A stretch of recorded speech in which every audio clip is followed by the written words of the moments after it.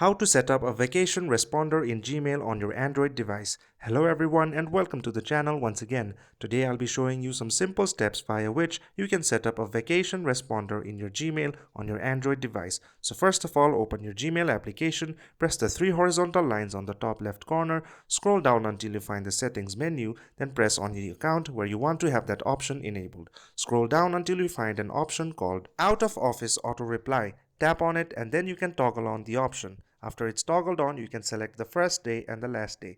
Then you can also select the subject as well as the message that you want to send. Here, as you can see, I just selected a custom first date and a custom last date. Also, you can add in whatever subject you want and as well as the message. You can also opt if you want to send it to your contacts only. After you're done with the messages and the dates, you can select the Done option on the top right corner. And there you go. That is how you set up a vacation responder on your Gmail on your Android device. If you'd like to see more content like this, please consider subscribing to the channel.